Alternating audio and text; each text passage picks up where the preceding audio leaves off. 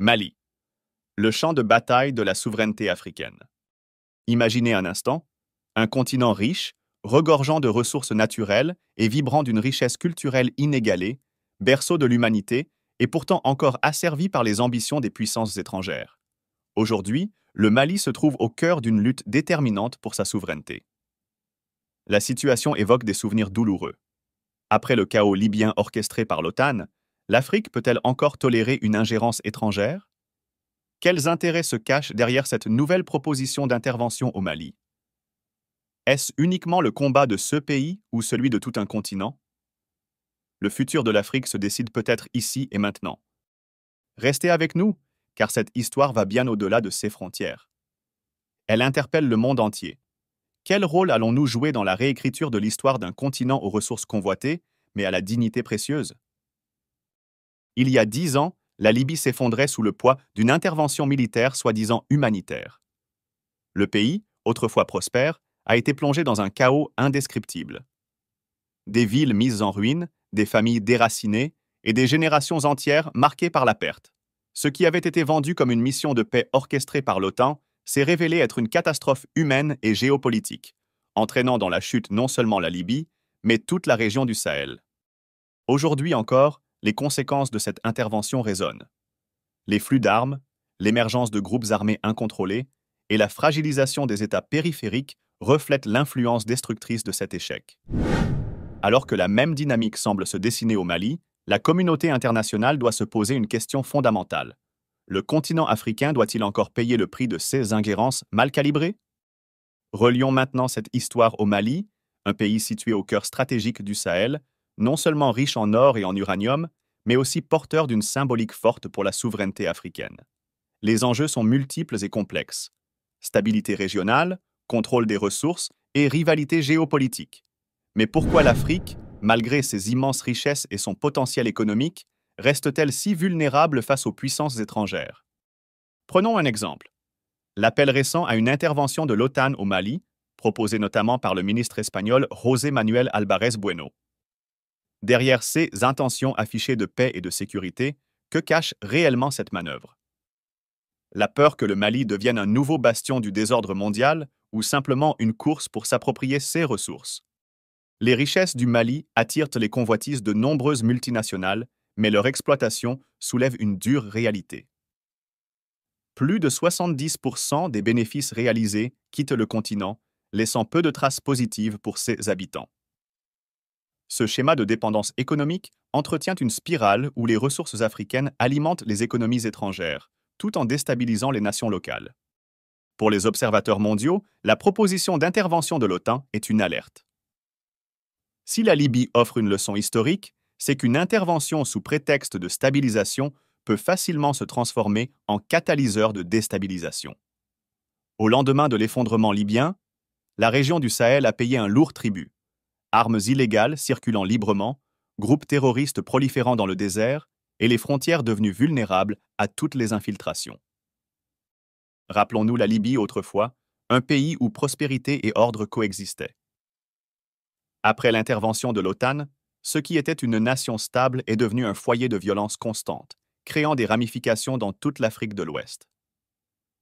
Les cicatrices laissées par cette intervention ne peuvent être ignorées.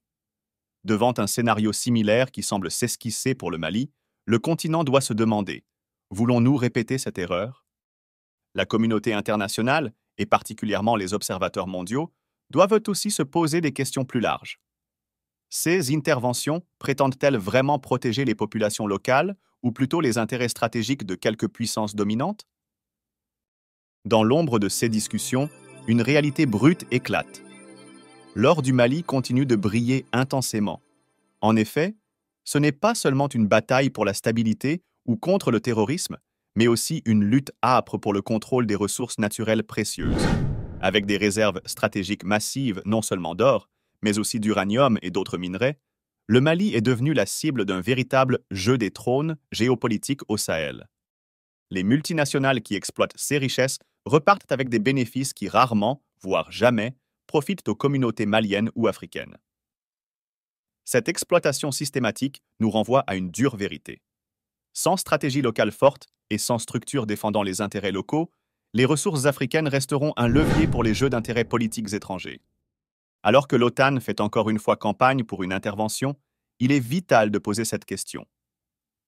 Ces décisions garantiront-elles réellement la sécurité des Maliens ou sécuriseront-elles d'abord les pipelines, les concessions minières et les zones stratégiques économiques sous contrôle occidental?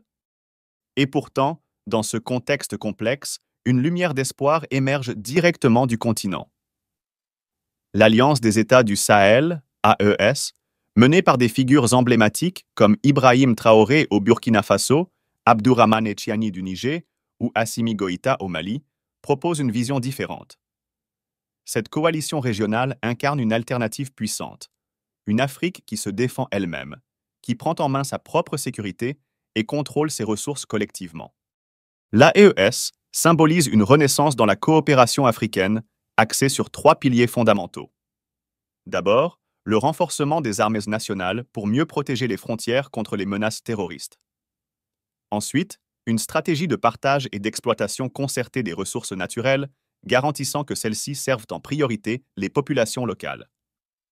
Enfin, une véritable collaboration régionale qui met fin à l'isolement des nations face aux menaces transnationales.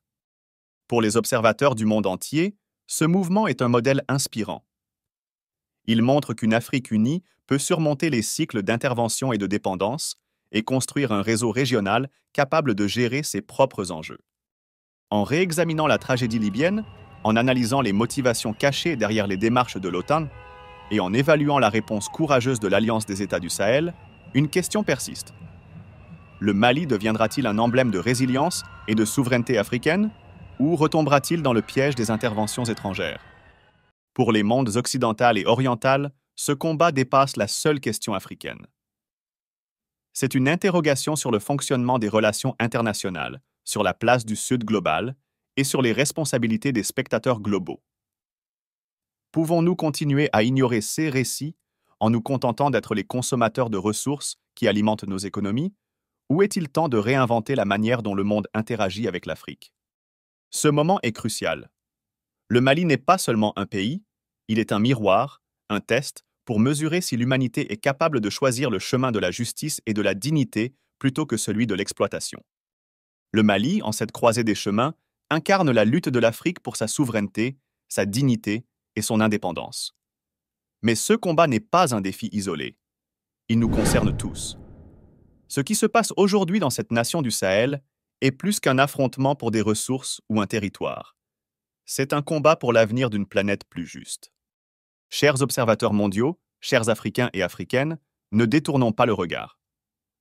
Les défis que traverse l'Afrique sont liés aux choix globaux, dont les répercussions traversent toutes les frontières. Que vous soyez Africain ou citoyen du monde, ce moment exige de nos engagements et réflexions. Alors, partageons nos idées et nos analyses. Continuons cette conversation et ensemble, réécrivons l'histoire, non pas comme de simples spectateurs, mais comme des artisans d'un avenir où chaque nation, chaque peuple, a droit à sa liberté et à sa souveraineté. La lutte pour le Mali est peut-être le chapitre le plus crucial dans l'histoire de l'émancipation africaine. L'avenir de l'Afrique appelle notre vigilance. Le Mali mérite notre attention. Et plus que tout, la souveraineté africaine mérite notre engagement collectif.